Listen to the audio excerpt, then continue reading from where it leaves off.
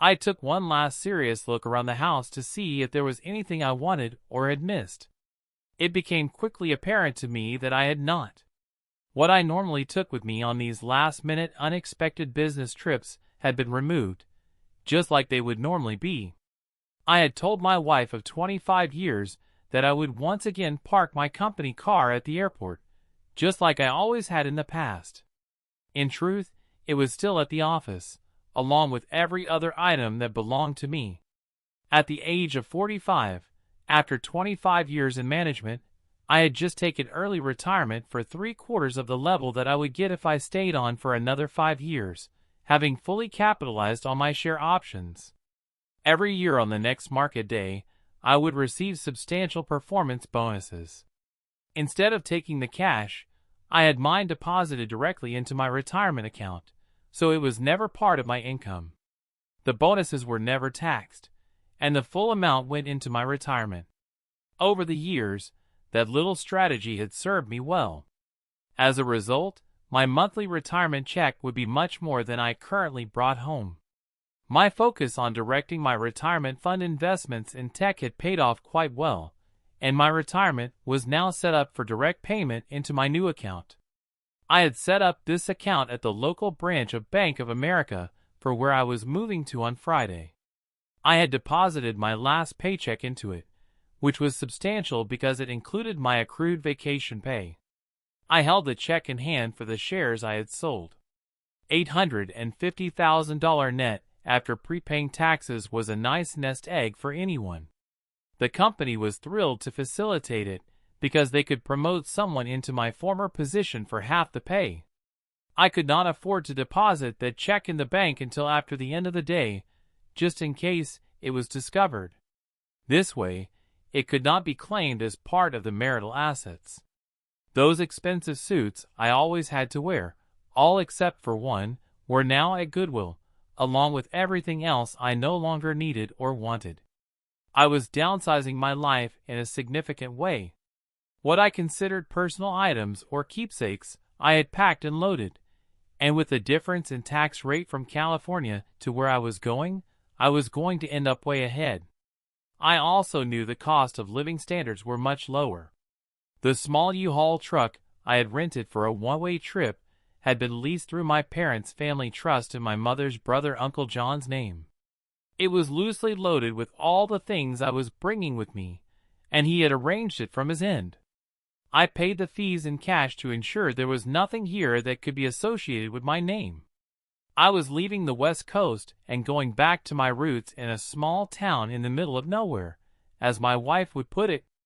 I no longer had to live with a job I had grown to hate over time, thanks to my wife, who had made it clear by her recent behavior that my obligation to her was done. I was looking forward to a simple life once again, where your next-door neighbor was a mile or two away, and not just 200 yards across the street. I knew full well that my wife had forgotten that I still owned the farm my parents had left for me. She had hated the place so much that she wouldn't even go back for my family's funeral. A car accident had taken them away far too early. As she put it, people like her wouldn't be caught in an uncivilized place like that. It had been that very thought of hers that convinced me that what I was doing was the right thing. Yeah, I had married a stuck-up, self-centered person who always believed she was better than anyone else. I thought I had tamed her ways as our 3 daughters were growing up, but sadly, I learned the hard way in the last few months that I had not. It had me wondering if I ever truly knew Kendra. Had I? Like so many men who came into her life, bought the illusion she created for herself? Did she really know who she was? It was now obvious that I never had. Thanks to Kendra's own conduct, I had woken up and seen the reality of our relationship in a new light. As a result, I began putting things in order. My desires, wants, and future had changed. Surprisingly, I was filled for the most part with a feeling of contentment I had not felt in a long time. My freedom from the bondage that my life had become would come at a significant cost to a lot of people. I had left the family estate in my parents' names, and had never closed out the family's trust after their death 5 years ago. I don't know why I hadn't done that, but considering what was starting to happen, it was now a major blessing. It could not be considered a marital asset, since I had never accepted ownership. The only thing I had done with the farm was rent out the 10-quarter sections of land to some of the local farmers, who deposited their rent checks directly into the family trust account. I had left it untouched deliberately, as it was building a nice emergency fund for when needed. With my knowledge, I could make a living repairing the tractors and heavy equipment instead of supervising the designing and building of them. A family relative was working on getting my parents' old homestead ready. I could stay with them until it was ready for living in again if I had to, so I was not worried about anything. I had called Kendra, my wife, to remind her that I would be leaving on my business trip before she arrived home from hers. I also wanted to verify that she had not changed her airplane schedule. She said she was looking forward to being home after 2 weeks of being forced out of a suitcase. I had planned everything down to the minute. My 3 daughters and their husbands would be arriving 2 hours before her arrival home to throw the surprise birthday party we had conspired together to get done. One of my daughters had even invited her mother's boss and his spouse. All it took was me dropping the hint. His wife had said they would gladly come because her husband was always bragging about her accomplishments. This would give her a face to the lady she had heard so much about. None of my daughters knew how big of a surprise it really was going to be. Over 50 family members and friends were looking forward to coming for the potluck supper to help celebrate my wife's belated birthday. We were celebrating it late because her birthday had fallen while she was away with the rest of the management team she had been sent with. It was just one of those important things she could not get out of, as Kendra had explained to us all as she prepared to leave. I had known better, but had not said a thing. I told my daughters that I had recorded my birthday wishes for my wife and put them on a disc. Although I had to fly out, I wanted to be there with them in spirit, so I thought this would be the best way to convey my personal wishes. My only request to my daughters was that they play my recording at the very end, just before the party started, so that all would know what my thoughts were concerning their mother. All they had to do was turn the huge patio TV on and hit play for it to start. I left the timing up to them. It was time to text my oldest daughter's husband to let him know that I would text him my new number when I arrived at my destination. I also gave him my new email address. We had worked together for a few years.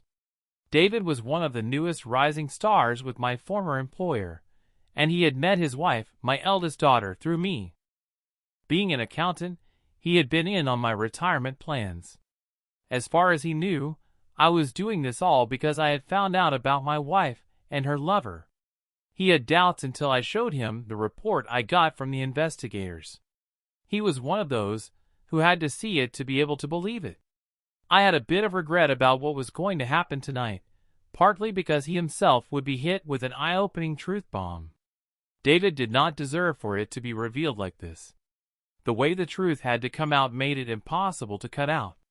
It was his suggestion that I wipe out all contact information about me online, even going to the point of closing my Facebook page, which I did when I knew she was on the private plane home. I wanted her to sweat it out, not knowing anything. He had said she may be my mother-in-law, but she deserved it after what she did. Let her try to figure it all out. I agreed because of our state and its laws. She gets half anyway. The last thing I did was send copies of all our current bank balances and a list of any debts to my lawyer, which were minimal. According to the last property tax, our house was worth about $900,000. With my half share, I could buy a brand new home as good as what I was leaving and furnish it with cash left over. I took my cell phone and dropped it into the small garbage can beneath the kitchen sink. Since I was exiting our home for the last time, I looked around to make sure that nothing I had done would be noticeable to anyone until the party was over. It was sad to be leaving California, my home for these last 25 years, for the last time. I was headed back home to the Badlands of South Dakota as a nobody, the same way I had left. I honestly figured out that there were fewer than 10 people outside of the family who would miss me. It was knowing that my video, when shown, was going to alter a lot of people's lives that put a big smile on my face. I stopped at the retail cell phone shop of a nationwide company and bought a new cell phone. It took them a few minutes, but the manager was able to get me a local number for the area I was moving to. Once I was back in the truck, I made one phone call. When the female voice answered, I said, "This is the new number. I'm headed out." She replied, "Got it." I then shut the phone off to save the battery for emergencies. I was looking forward to the drive east in the middle of March before the weather got too hot. The countryside would be pleasant to see as it blossomed with the arrival of spring. Kendra and I had met at an Aerosmith concert back in the day. She was a local girl from California while I was from out of state. We got married a year later on the same day and my parents flew out for the wedding. I was employed in research and development, and Kendra worked in importing and marketing. We had both been at our jobs for years. Even now, Kendra turned heads. She had a presence that captured attention when she walked into a room. Time had treated her kindly, and she maintained a figure much like the one she had when we married. She still dressed elegantly, wearing clothes that highlighted her best features. I couldn't say the same for myself. I had the typical dad bod, complete with a pot belly. Kendra was looking forward to returning home after spending the last 2 weeks with her boss and friend, Eric Hopper. She expressed some regret that her husband, Colin, had been called away unexpectedly, but that was common with two people who had demanding careers. Her time with Eric had been a needed break, but she was eager to return to her normal routine, which included their regular intimate moments. After their private jet landed, she cleared the airport and got into her company car to head home. Once Kendra arrived, she was surprised to find the whole family there. All 3 of her daughters and their husbands had gathered to celebrate. Her eldest was now 23, and the twins were a year younger. Over the next few hours, the celebration was in full swing. Kendra loved the attention she received from family, close friends, and some coworkers. She was pleasantly surprised when her boss and his wife showed up. Her eldest daughter revealed that her boss's wife had said he often bragged about Kendra, making this a perfect opportunity for them to meet. Finally, around 8 p.m., our 3 daughters congratulated their mother on reaching another major milestone. "Dad didn't want to be left out," the twins said, "so he recorded a special greeting for you." They turned on the 80-inch plasma screen and hit play on the DVD player. The crowd on the patio quieted down, and everyone heard my voice saying, "Happy birthday, dear." I went on to highlight a few memorable moments from the past year, sharing humorous anecdotes before getting serious. I mentioned the birth of our first grandson, the marriage of our last single daughter, our last anniversary, and plans for an upcoming second honeymoon. "It's been a busy year," I said, "and I believe that we, as a couple, are finally heading in a united direction. I'm looking forward to enjoying romantic weekends, like we did before the kids came along." Then I came home from a trip overseas and found something on our internal security system that changed my entire perspective. A short clip began to play, revealing a conversation among my wife and 3 daughters discussing their relationships outside of marriage. The room fell silent as the clip unfolded, detailing their experiences and the names of the individuals involved. I was taken aback the first time I saw it, as it felt surreal. Hearing them talk about their relationships in such an open manner was unexpected. It was a reality that I struggled to accept. Kendra mentioned she had been involved in multiple relationships over the last decade, expressing how each had brought different experiences and excitement, though she felt fatigued by them and was already considering a new one. It became evident that each woman viewed their husbands as unaware of how they truly felt about them. Maintaining appearances was easy for them. They simply ensured their husbands believed they were the top priority in their lives. The details shared about their playtime, as they called it, were quite revealing to some of their spouses who were also in attendance. For many, this would be a night to remember. I returned to the screen and wondered if they knew they were being recorded by our internal security system. If they did, they had to have deliberately set me up. It felt like the sickest joke played on me in my life. If not, it said a lot about their true feelings toward their words alone weren't enough for me to believe what I had heard, but they did create a bit of doubt. The next clip showed what I discovered, thanks to the investigators I hired. The second clip was of my wife and her boss's last business trip, taken during the first week of their 2-week stay. It captured everything. The long hours spent at the beach, the only one that allowed such activities in Vancouver, British Columbia. The hotel suite they shared at the Westin Bayshore Hotel was registered under Mr. and Mrs., reflecting the intimacy of their trip. It showcased their romantic carriage ride around Stanley Park, where they whispered sweet nothings to each other, and their camel at dinners, along with a boat ride around the cove and a day of whale watching. To those unaware, it would appear as though they were a couple on their honeymoon. By the end of the video, everyone knew I had been played for a fool more than once. The last words recorded captured it all. I guess this was your birthday present to yourself, my dear, to celebrate your 43rd birthday with the newest love of your life. I can't prove you had a physical relationship with your boss, Eric Hopper, every night during your 2-week vacation, but I can't say you didn't either. I noted through the video, I do know for a fact that your room only had one double bed. To my 3 sons-in-law, I must ask, do you truly know what your spouses are doing behind your backs? As you have just seen, it appears that I didn't.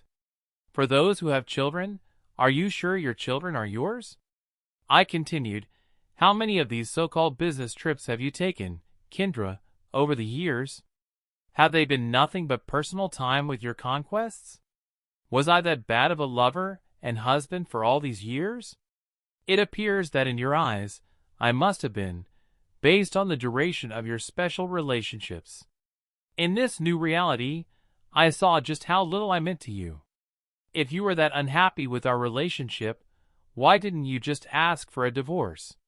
One final question, Kendra, is the reason you are considered such a valuable employee to Mr. Hopper because you are willing to accommodate his requests? I have to ask that in light of what we now know about the truth. Just what is he paying you for? Does he pay you extra to engage in personal favors? Can you tell me what the going rate is for a married man to have his own personal assistant at his beck and call? I wish I could be there. I would love to hear Eric Hopper's answers to these questions. I believe his wife, if she was in attendance, would want to hear his answers too. I finished as the video screen went black. The silence on the patio was deafening. No one had a clue what to say or do. My statement raised a lot of questions and destroyed the reputation of more than a few. Even in California, where societal norms are often lax, everybody felt uncomfortable being caught up in what was happening. Many would end up having a heated discussion about our situation with their spouses when they got home that night. One thing I knew for sure, this was a celebration everyone would remember for the rest of their lives. I was later told that my wife and our 3 daughters had tears running down their faces. I wondered if it was because they could see the consequences of their conduct, or if it was because they had just been caught. I seriously doubted that any of them had any concerns about me at that time. The icing on the cake came when Eric Hopper's wife, a beautiful woman named Karen Hopper, who was just 37 years old, pulled out 2 legal envelopes, serving them both. I heard later that Karen had taken great pleasure in confronting my soon-to-be ex-wife using some not-so-polite names. My wife and her latest lover were now being divorced by their respective spouses, each faced with the consequences of being caught and exposed in such a public manner. One would wonder what they thought about their new reality.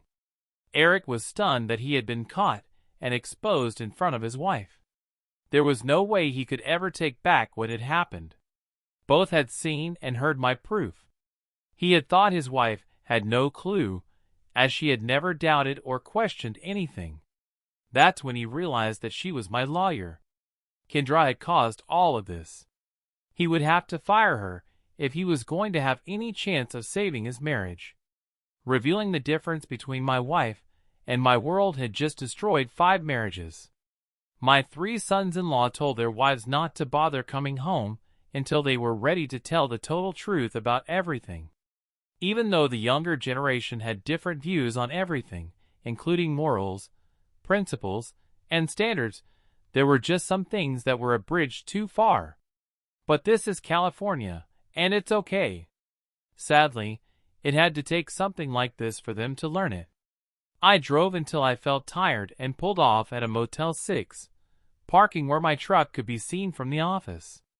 After getting booked, I went back and got one of my suitcases, taking it and the new cell phone into the room. After a shower, I got ready for bed and then prepared to charge the phone.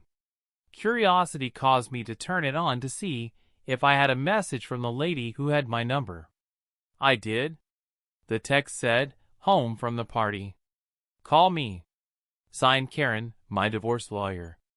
I answered before the 3rd ring. "Hi, darling," I said as soon as she answered. "How did your day go?" "Better than we expected." Eric and I drove over to the house together at about 3. There were about 60 people there in total. Everybody was in a really good mood for 5 hours. The party went great. "You were right when you said they would not expect a thing," Karen said. "Your wife, Kendra, was thrilled, being treated like she was the queen bee." Then, just as things were winding down, your daughters played your recorded video. "As a result of what you revealed, I got 3 new clients for the firm thanks to you." Karen paused to catch her breath. "As soon as the video of your wife and daughters came on, they realized that they had forgotten to turn the internal security system off that day. It was kind of funny to hear 4 women say, 'We are screwed.'"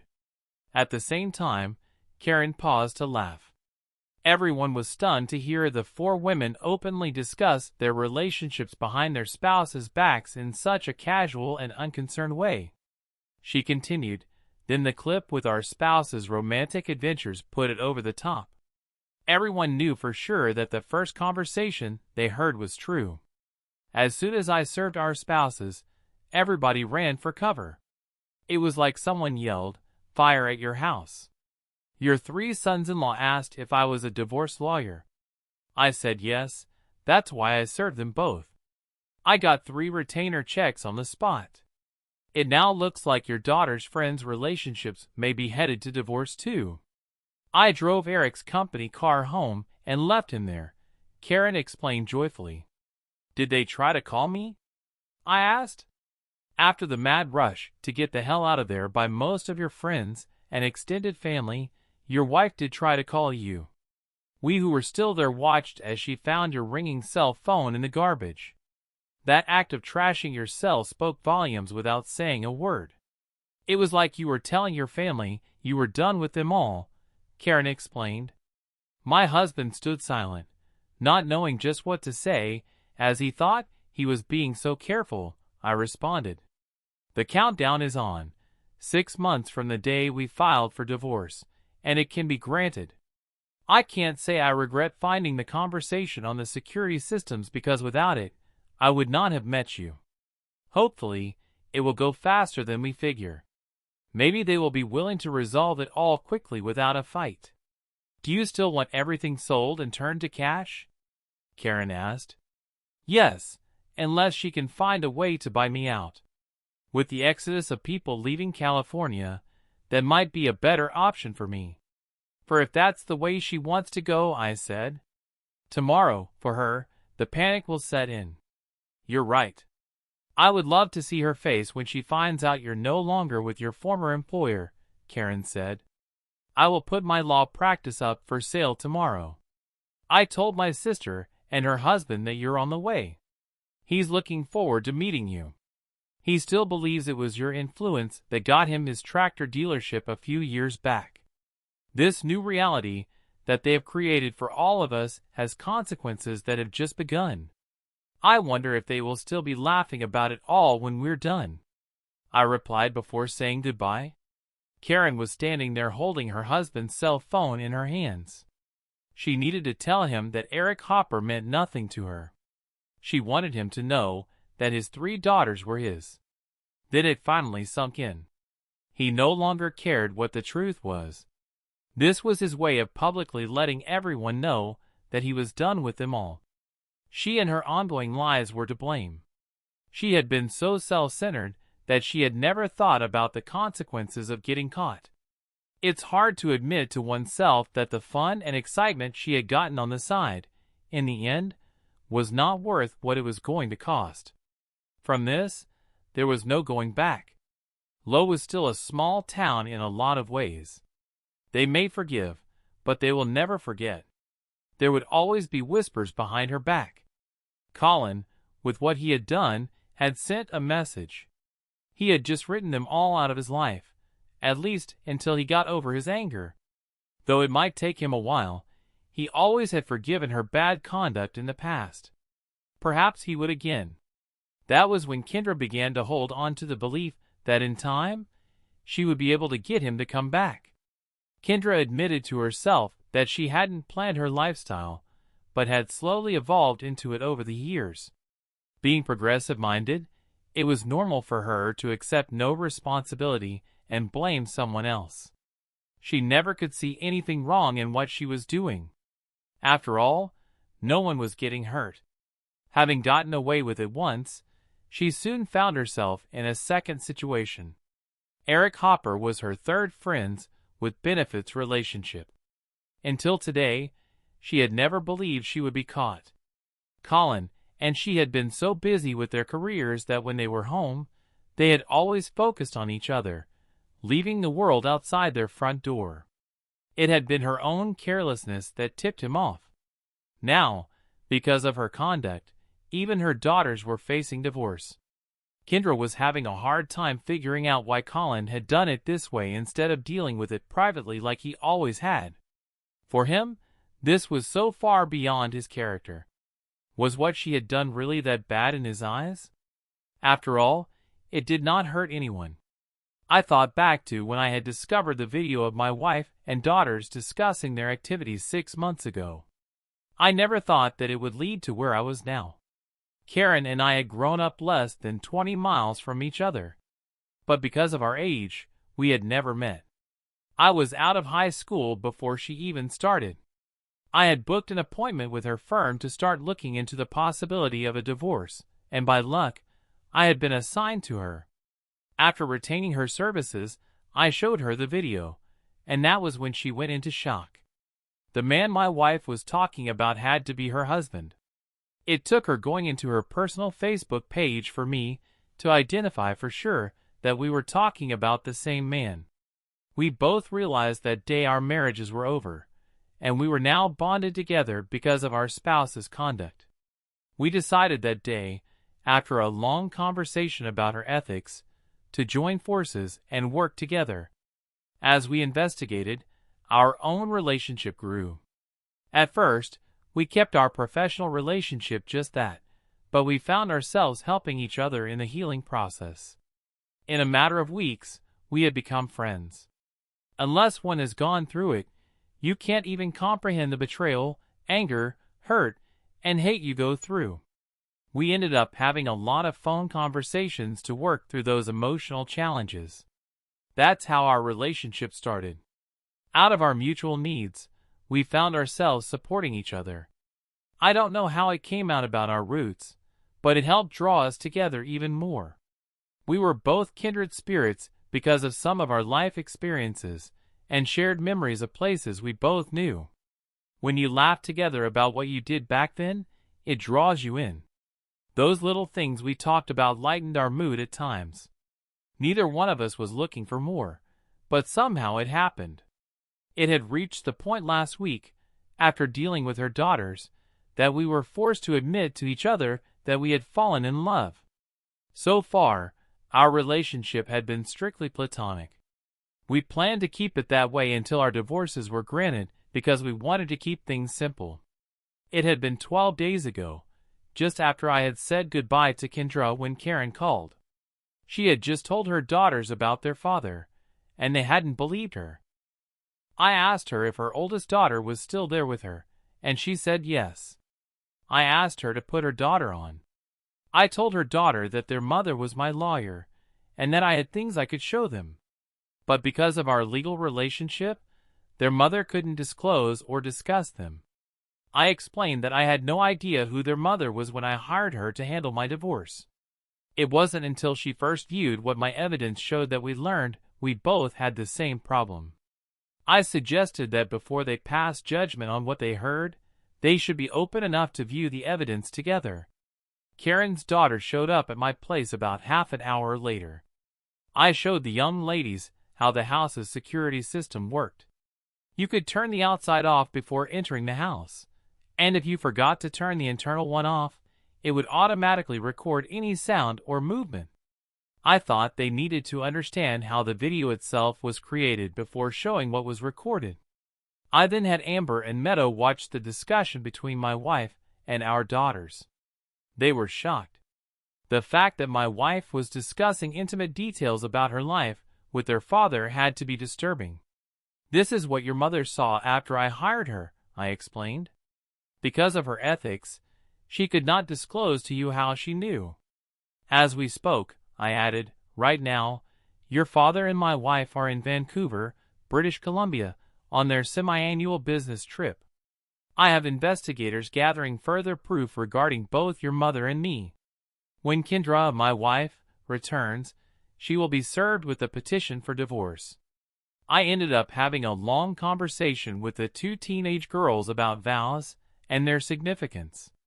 I pointed out that forgiveness is easy, but the challenge for everyone involved will be overcoming the issue of trust. I told my daughters they have learned that their mother's long-term bad conduct has no consequences, and she is inadvertently teaching them to do the same. I don't know if they have or haven't. That will be for others to sort out. As you heard, Kendra has been doing this for years. I don't blame their father as much, but in their mother's eyes, he shares the same guilt. Anyone in our situation must ask themselves whether our spouses were sincere when they made their marriage vows years ago. I explained that this has forced us to reflect on our entire marriage with a new perspective. Things now appear to be quite different from what we once thought. We were simply blinded by life to see the reality, but looking through these new eyes, it seems that both your mother and I have had our lives upended due to our actions. If it weren't for our children, everything we knew about our life would seem like nothing more than a facade. I was shocked when Meadow, Kendra's youngest, said she sees that both her mother's and my situation have more problems than what we have discussed. If either of you had any respect for one another, it should have stopped them from behaving that way in the first place. I admitted I had never considered that before, and I told her so. I expressed my surprise at such insight coming from someone so young. As soon as they left, I called Kendra to share how it went. I hoped it helped, and later found out that her daughters found me easy to talk to. Amber remarked that my manner is much like their father's. I listen, then pause before I speak, and when I do, my insights emerge clearly, similar to their grandfather. I try to express what I need to say in ways that make it easy for them to understand. I don't complicate matters, making the complex seem simple. That's because, like me, I come from a more straightforward background. Kendra explained there is still a lot of simplicity in me. I have decided to restore my father's home and enjoy life instead of being caught up in this hectic world. Here, everything feels like a rat race. It's always go, go, go. Colin is finally realizing, like me, the quality of life we left behind as we grew up.